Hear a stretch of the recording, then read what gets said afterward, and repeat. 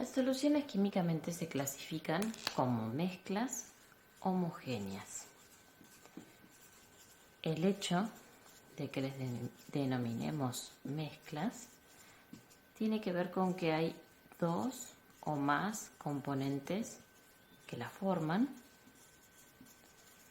y el hecho de que sean homogéneas quiere decir que hay una única fase, una única porción que tiene iguales propiedades intensivas en todos los puntos. Estas propiedades se caracterizaban por no depender de la cantidad de materia y son entonces a simple vista las soluciones sistemas con propiedades iguales en absolutamente todos sus puntos. Bueno, estos componentes, que pueden ser dos o más, generalmente se clasifican en química con un nombre propio. Tenemos por un lado al solvente dentro de esos componentes. Solvente se denomina a la sustancia o componente en mayor proporción dentro de la solución, aunque hay una excepción. En caso de que en mi solución esté presente el agua, en ese caso siempre va a ser considerada solvente, excepto entonces agua, que no importa en qué proporción esté, siempre va a ser considerada el solvente. Y los componentes que se mezclan con el solvente, que pueden ser uno o varios, reciben el nombre de solutos. El soluto entonces se define como el componente en menor proporción en la mezcla.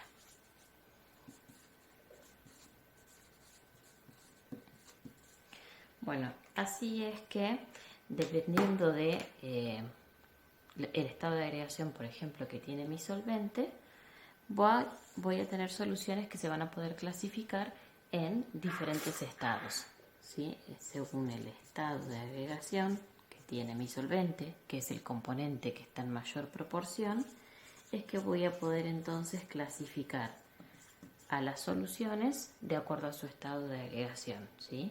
Si mi solvente es un líquido, la solución será líquida. Si por el contrario el solvente es un gas, la solución va a ser gaseosa, y lo mismo pasaría con los sólidos. Por ejemplo, entonces, si yo quiero clasificar a las soluciones y esa clasificación es según el estado de agregación,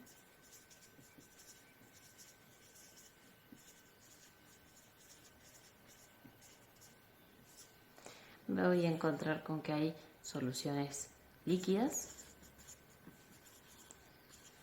donde el solvente, ¿sí?, es un líquido y en él se encuentran disueltos solutos que podrán ser sólidos, como por ejemplo cuando disolvemos sal en agua. Podrán ser líquidos, como por ejemplo cuando mezclamos alcohol y agua, o podrán ser gases, como por ejemplo la soda, que es el gas dióxido de carbono mezclado en agua. También existen soluciones sólidas, donde ahí son generalmente mezclas de metales, y lo que se hace es básicamente fundir a los metales, o sea, volverlos líquidos para lograr la mezcla y luego dejar que eso solidifique. Ahí entonces el solvente es un sólido y se mezcla con otros sólidos, ¿sí? Un ejemplo de los solutos entonces también serían sólidos generalmente. Existen algunos pocos ejemplos que se salen de esta regla, pero son los menos, y el más conocido por ahí son las mezclas como los aceros, el bronce, ¿sí? Mezclas de metales que cumplen propiedades distintas que las que tenía cada metal individualmente. Por ejemplo, en el caso del acero, que no se oxida, ser inoxidable.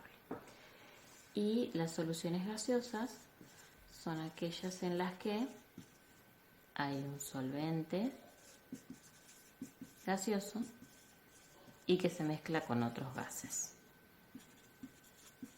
como por ejemplo el aire.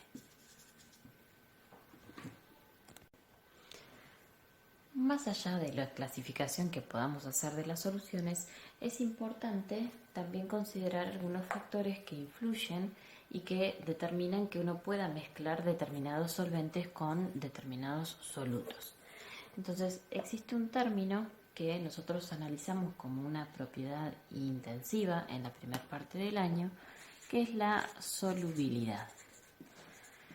Entonces, ¿cuál es la definición de esta propiedad intensiva? Que nosotros hicimos una primera introducción cuando analizamos las propiedades de la materia. Bueno, se define como la cantidad máxima de una sustancia que se puede disolver, o sea, que se va a poder mezclar formando una solución o una mezcla homogénea en una determinada cantidad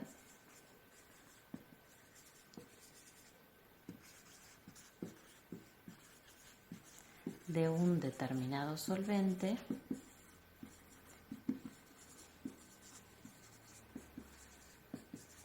a una determinada temperatura.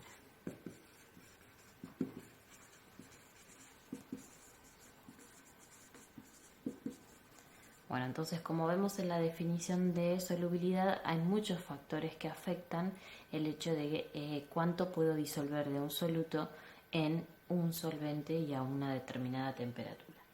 Por ejemplo, entonces, algunos factores que van a influenciar sobre la solubilidad de las sustancias son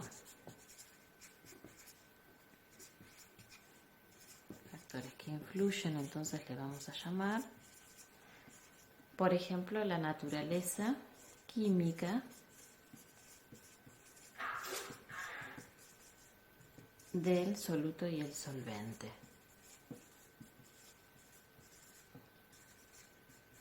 Por eso acá habla de determinado solvente, porque la realidad es que no todas las sustancias se mezclan entre sí. Entonces, para que yo pueda armar una solución o para que haya solubilidad entre un soluto y un solvente, tiene que haber afinidad química. ¿Sí? Ese soluto y ese solvente deben tener afinidad. Como sucede, por ejemplo, en el caso del agua con la sal, el agua con el azúcar, pero sabemos que agua y aceite, por ejemplo, no tienen afinidad química y por esa razón no pueden formar una solución. Bueno, hay algunos otros factores como la naturaleza del soluto y del solvente que influyen, que son, por ejemplo, la presión. La presión es un factor que va a influir sobre todo en la solubilidad de gases en líquidos.